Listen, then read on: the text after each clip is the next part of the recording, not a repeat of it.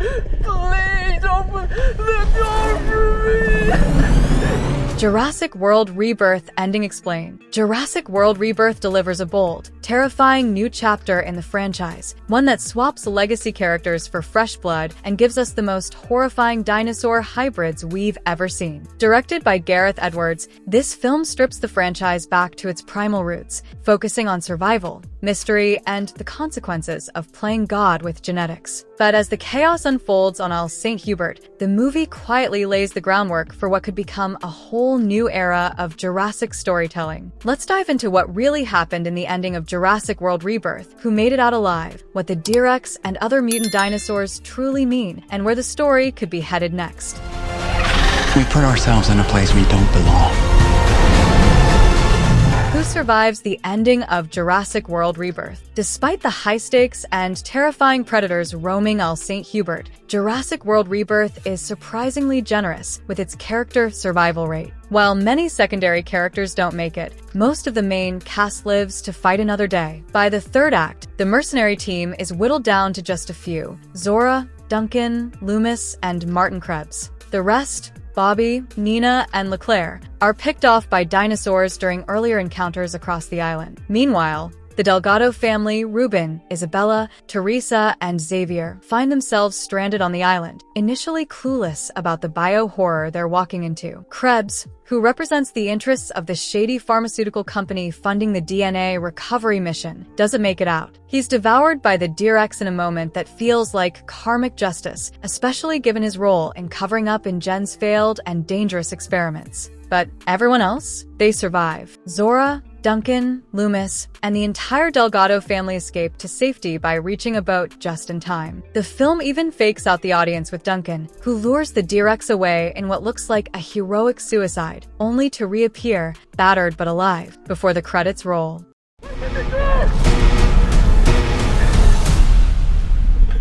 The mutant dinosaurs. The biggest shocker in Jurassic World Rebirth is the introduction of the mutant dinosaurs, genetic horrors that go far beyond anything we saw with the Indominus Rex or Indoraptor. These aren't dinosaurs engineered to be sold as weapons or zoo attractions. These are Frankenstein monsters created in secret, abandoned, and left to evolve in isolation. The centerpiece of these experiments is the Distortus Rex, or D-Rex, a towering, twisted amalgamation of multiple dinosaur and modern predator genes. With asymmetrical limbs, skin that can shift color, and an eerie vocal mimicry ability, the T-Rex isn't just a predator, it's a creature born of chaos. Then there are the Mutodons, flying raptor-like hybrids that combine the intelligence and agility of velociraptors with the aerial dominance of pteranodons. One of the most terrifying sequences in the film shows a Mutodon effortlessly hunting and killing a traditional raptor, proving that these mutants are at the top of the food chain. These creatures weren't part of InGen's public experiments. According to Krebs, they were early-stage projects buried deep within InGen's R&D files, failures that were never supposed to see the light of day. After the island was deemed a loss, InGen cut ties, and the creatures were left to survive and evolve in isolation. Isle Saint-Hubert, in essence,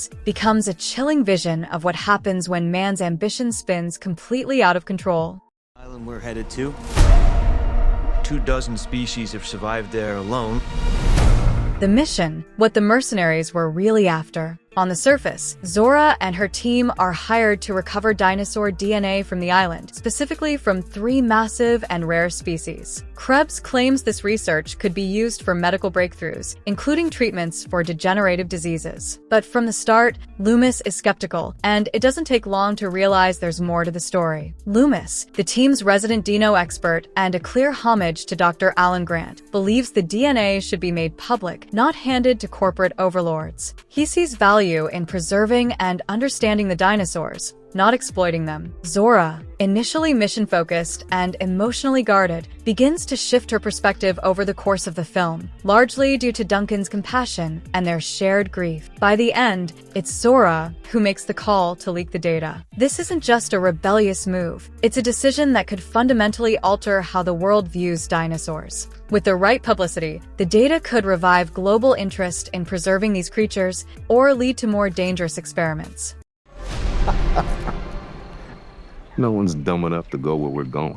Duncan's heroic fake-out, and the emotional core of the story. Duncan Kincaid, played with quiet intensity, is easily one of the film's standout characters. A mercenary with a tragic past, Duncan is haunted by the death of his son, an event that hangs over him throughout the movie. His stoic demeanor cracks in the third act when he volunteers to lure the D-Rex away from the group so they can escape. It's a moment that feels final. He charges into danger, setting off flares and using every trick in the book to keep the beast distracted. The others believe he's dead. And then, just as the boat pulls away, he appears on the shoreline, injured but alive. This moment redefines Duncan as more than a hired gun. He becomes a protector, a redeemer, and someone capable of immense sacrifice. His return from the brink is also symbolic. Duncan is someone who has lived in the shadow of death for years, and now he finally chooses to live again. Do we have to get a sample from an egg? I suppose we could try and get Zora, Loomis, and the philosophical questions raised. Zora begins the film as a hardened leader, emotionally distant and laser-focused on completing the mission. But the events on the island, watching her team die, meeting the Delgados, and seeing the mutant dinosaurs firsthand, force her to reevaluate everything. Her arc is deeply tied to Loomis, the dreamer of the group, who constantly reminds everyone of the awe and majesty of dinosaurs. Loomis represents the pure scientific spirit of the original Jurassic Park. He's someone who views these creatures not as threats or assets, but as miracles. Throughout the film, Loomis is emotionally devastated by how the world has turned its back on dinosaurs. By the end, he finds purpose again, not by capturing DNA or hunting specimens, but by realizing that knowledge and wonder are the real legacies worth preserving. Zora's final choice to share the mutant DNA data is heavily influenced by Loomis' ideals and Duncan's example of selflessness. Together, they become a new kind of trio: the protector, the idealist, and the reluctant leader.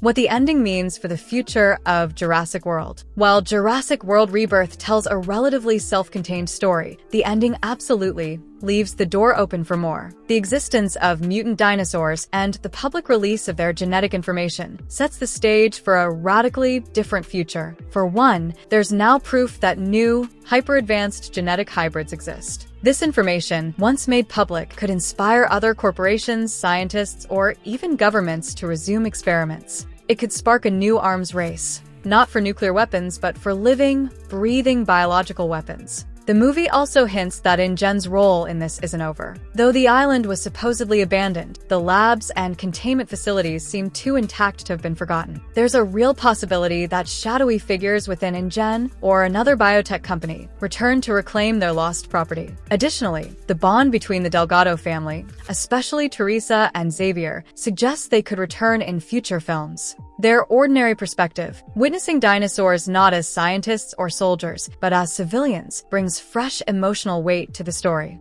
The true meaning of Jurassic World Rebirth's ending. Beneath the action and thrills, Jurassic World Rebirth is a film about grief, legacy, and rediscovery. Zora and Duncan are mourning past losses. Loomis is grieving a world that's lost its sense of wonder. The mutant dinosaurs represent the worst of humanity's unchecked ambition, but also the unintended beauty of evolution gone rogue. By choosing to save the Delgados and release the data, the survivors reclaim agency over their own story. They don't just escape the island, they change the course of what comes next. In many ways, Rebirth is the franchise's way of resetting itself. Gone are the flashy theme parks and the military dino contracts. What we're left with is something more primal, more chaotic, and potentially more exciting. A world where dinosaurs have evolved beyond human control, where hybrids now stalk the earth, and where a new generation of heroes is ready to face whatever comes next.